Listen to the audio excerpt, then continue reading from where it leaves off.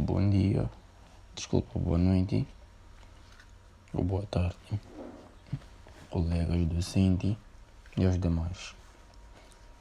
Eu no presente trabalho irei abordar a temática no quadro conceptual, no qual irei falar das suas importâncias, dos objetivos das demonstrações financeiras, mas as suas características e dentre vários aspectos que compõem o quadro conceptual.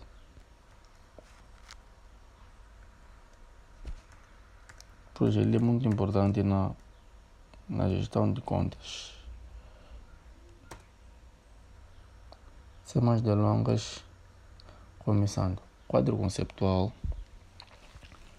Para definir o quadro conceptual, irei usar dois autores. Um deles é Schleiermacher, 1996, que diz que o quadro conceptual é definido como uma estrutura básica subjacente à formação de ideias,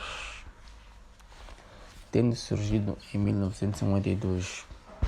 A primeira referência a conceitos no contexto de um quadro conceptual é a introdução do relatório da American Institute of Accounting, que é o Instituto Americano da Contabilidade. Ou seja, para Schleiermacher, o quadro conceptual é uma estrutura básica subjacente à formação de ideias. Ela foi introduzida no relatório da American Institute of Accounting e também tem a definição de Tuapereda, 1996 também, que definiu o quadro conceptual como um suporte teórico de normalização de contabilidade que, apoiando-se na teoria geral da contabilidade, desenvolve mediante um itinerário lógico dedutivo. E depois Tuapereda, quadro conceptual como um suporte teórico de normalização de contabilidade, apoia-se na teoria geral da contabilidade e desenvolve-se mediante um itinerário lógico dedutivo, um itinerário fácil de perceber na contabilidade. Também irei falar dos objetivos das demonstrações financeiras. E nos objetivos das demonstrações financeiras, segundo o quadro conceptual, as demonstrações financeiras têm como o objetivo proporcionar informações sobre. Eles têm um objetivo de proporcionar informações sobre a posição financeira, informações sobre o desempenho e as alterações na posição financeira de uma entidade que sejam úteis para um leque alargado de utilizadores no processo de tomada de decisões. Repetindo, a posição financeira, desempenho e as alterações na posição financeira de uma entidade, que sejam úteis para um leque alargado de utilizadores no processo de tomada de decisões econômicas. Irei falar também das características qualitativas das demonstrações financeiras. Eu irei falar de quatro. Características qualitativas das demonstrações financeiras. Eu vou falar das quatro, que são compreensibilidade. Irei falar também da relevância, da fiabilidade, da comparabilidade. Começando pela compreensibilidade. Na compreensibilidade, a informação proporcionada nas demonstrações financeiras devem ser rapidamente compreendidas pelos utilizadores. Então, na compreensibilidade, as informações que são proporcionadas nas demonstrações financeiras devem ser fáceis de compreender para os utilizadores, sem muitos constrangimentos muitas dificuldades na compreensão devem ser simples de perceber, viáveis, práticos, em poucas palavras.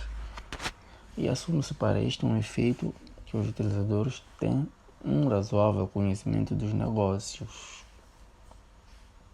Então, quer dizer que a comprensibilidade, eles assumem que os utilizadores que usam a compreensibilidade têm conhecimento razoável dos negócios, das atividades econômicas e contabilidade para estudar a informação com razoável diligência.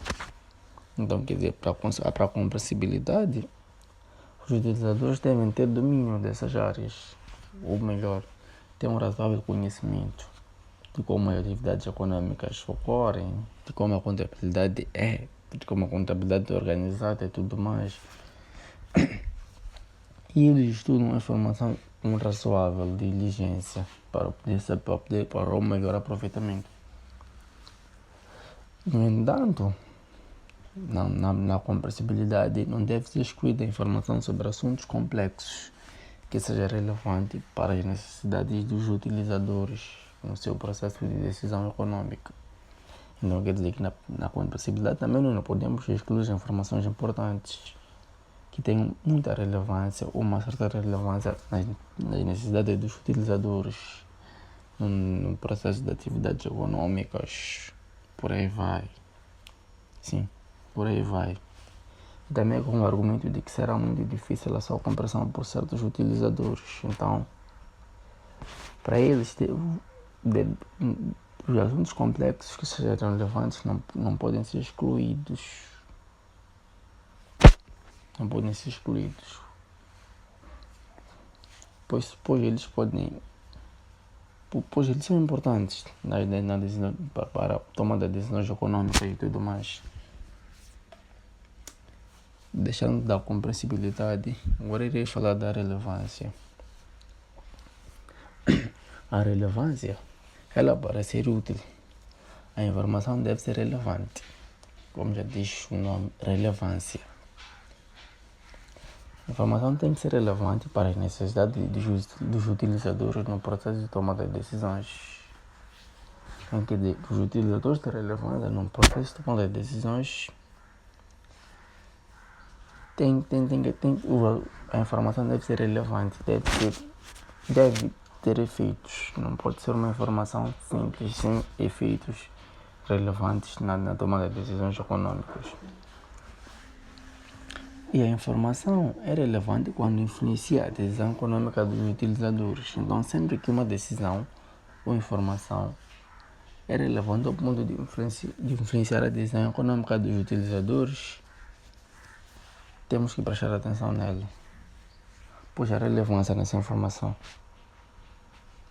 E ela ajuda na avaliação de eventos passados, presentes, futuros, confirmando ou corrigindo as suas avaliações efetuadas no passado. Então, a relevância também. Nós temos a avaliação dos eventos passados, dos eventos presentes ou futuros, que de certa forma corrigem as avaliações já efetuadas no passado para melhor tomada de decisões futuras ou presentes. E esta será relevante se apresentada durante o primeiro do ano seguinte, mesmo que com base em elementos provisórios, até para reduzir o risco da informação privilegiada. Eu vou dar a repetir, esta será relevante se apresentada durante o primeiro do ano seguinte, mesmo que com base em elementos provisórios, até para reduzir o risco da informação privilegiada. Então, ela ajuda a reduzir o risco da informação privilegiada também. Um ponto muito importante. Continuando, irei falar da fiabilidade também. A fiabilidade, ela para ser útil, a informação também deve ser fiável. E a informação é fiável quando está isenta de erros materiais ou de influências. Então quer dizer que quando a informação é fiável, não tem erros materiais ou influências que possam distorcer a informação, ela é fiável. E a denominada contabilidade criativa poderá afetar esta característica da informação. E os auditores têm um importante papel de assegurar a fiabilidade da informação financeira. No entanto, não nos devemos esquecer que a responsabilidade pela apresentação das demonstrações financeiras é do corpo de gestão. Isso quer dizer que a responsabilidade da apresentação das demonstrações financeiras não é estritamente responsabilidade da contabilidade, pois ela está mais ligada ou mais direcionada à responsabilidade do gestor ou do grupo da gestão, porque serão os gestores os primeiros a ser responsabilizados em caso de informação contenha distorções materialmente relevantes. E os contabilistas, os auditores, deverão também ser responsabilizados. Não quer dizer que aos gestores serem responsabilizados, ao serem responsabilizados, os contabilistas também serão sancionados também por conta disso, pois devem estar em condições de provar que atuaram em zelo e diligência no âmbito das suas funções. Então quer dizer que ao serem responsabilizados, eles devem provar que no momento da atuação eles estavam a zelar a diligência no âmbito das suas funções, na função da gestão ou da contabilidade, por aí vai. Irei falar também da comparabilidade.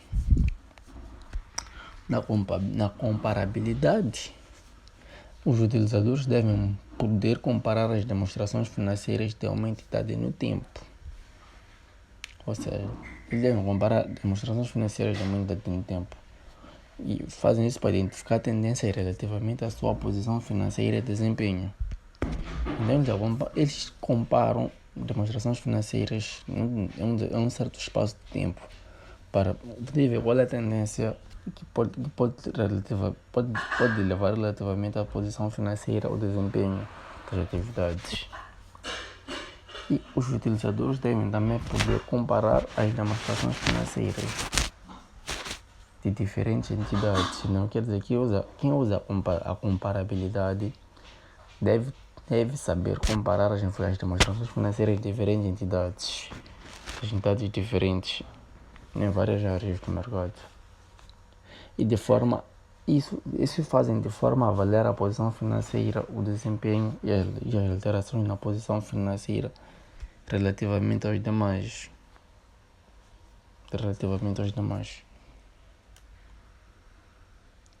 Continuando, irei falar dos elementos da demonstração financeira, que são o ativo, o passivo e também o capital próprio. Irei começar pelo conhecimento dos elementos das demonstrações financeiras, melhor, reconhecimento do ativo. Um ativo ele é reconhecido no balanço quando for provável que benefícios econômicos futuros fluam para a entidade e o ativo tem um valor que pode ser mensurado com fiabilidade. Ou seja, no reconhecimento do ativo, o ativo deve ser reconhecido no balanço inicial da entidade, por aí vai. E deve ter prováveis benefícios econômicos futuros para a própria entidade. E o ativo também tem um valor que pode ser mensurado com fiabilidade. Também irei falar do reconhecimento dos passivos. Um ativo é reconhecido no balanço for provável que haverá saída de recursos incorporando benefícios que resultarão na liquidação de uma obrigação presente e que a quantia pela qual a liquidação terá lugar pode ser mensurada com fiabilidade. Ou seja, um elemento-chave no reconhecimento de um passivo é o grau de probabilidade do passivo se materializar. Sendo a perda provável, estamos diante de um passivo. Ou seja, quando o elemento quando um elemento-chave do reconhecimento de um passivo é o grau de probabilidade do passivo se materializar. E quando há perda, estamos diante de um passivo. Sendo a perda possível, estamos diante de um passivo contingente, o qual não é incluído no passivo, sendo divulgado em anexo. Irei falar também do capital próprio. No capital próprio, nós temos o reconhecimento de rendimentos. Os rendimentos na demonstração dos resultados, quando tem havido um aumento de benefícios econômicos futuros, que pode ser mensurado com fiabilidade, é resultado de um aumento de um ativo ou da redução de um passivo. No reconhecimento de rendimentos, os rendimentos na demonstração de resultados, quando aumentam os benefícios econômicos, eles são mensurados com fiabilidade e eles resultam em aumento de um ativo ou da redução do passivo. Então, o capital próprio, ele sempre influencia no aumento do passivo ou na redução do passivo. Por aí vai. E na mensuração dos elementos da demonstração financeira, temos a mensuração, que é o processo de atribuição de um valor a um ativo. Passivo, elemento do capital próprio, gasto e rendimento. Voltando a repetir, mensuração. Em poucas palavras, é o processo de atribuição de um valor a um ativo, passivo, elemento do capital próprio, gasto ou rendimento. A mensuração aumenta-se uma dessas classes. Temos bases da mensuração também. Que nas bases da mensuração nós podemos encontrar, múltiplas, são múltiplas bases da mensuração. Queria falar de algumas. Podemos encontrar o custo histórico, podemos encontrar o custo corrente, podemos encontrar o valor razoável líquido, podemos encontrar o valor presente, podemos encontrar o valor recuperável, temos o valor de uso, temos o custo amortizado, temos o custo presumido, temos o justo valor, temos o valor do mercado. Mas diante desses que eu mencionei, irei esboçar de 3 a 4. Irei esboçar de 3 a 4 bases da mensuração. Irei falar do custo histórico. No custo histórico, os ativos são contabilizados pelo valor pago através de caixa ou seus equivalentes e o justo valor de outras retribuição dada para adquirir ativo no momento da sua compra ou construção, ou quando aplicável o valor atribuído a um ativo no seu reconhecimento inicial. E os passivos, eles são contabilizados pelo valor do caixa ou seus equivalentes a ser pago e o justo valor de outra retribuição a ser entregue para liquidar a obrigação. Temos o custo corrente. No custo corrente, os ativos são valorizados pelo valor de caixa. O valor de caixa e seus equivalentes, que seria necessário pagar se o mesmo ativo, um ativo equivalente, fosse adquirida na data corrente. E os passivos valorizados pelo valor não descontado de caixa, ou equivalente de caixa, que seria necessário para liquidar a obrigação atualmente.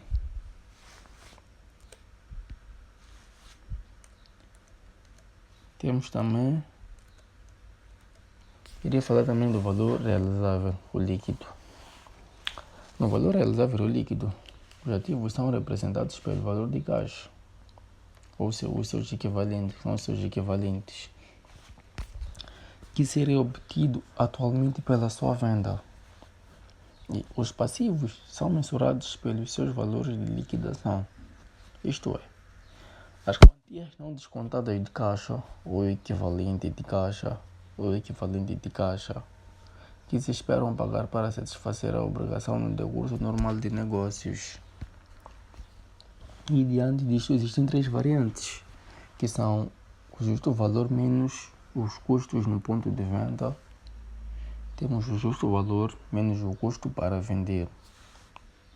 E temos o valor realizável líquido. Eu ia falar do valor presente. No valor presente, os ativos são valorizados pelo presente de desconto dos recebimentos futuros que se espera que o ativo gere no decurso normal dos negócios. Os passivos são valorizados pelo valor presente descontando dos pagamentos futuros que se espera que sejam necessários para liquidar os passivos no decurso normal dos negócios. Este conceito aplica-se sempre que existem ativos ou passivos não correntes. O valor presente só aplicamos sempre que existirem passivos ou ativos não correntes sem juros, bem como mensuração dos respectivos rendimentos e gastos. Em poucas palavras, essa foi a minha apresentação acerca do tema do quadro conceptual. Espero que tenham percebido e obrigado.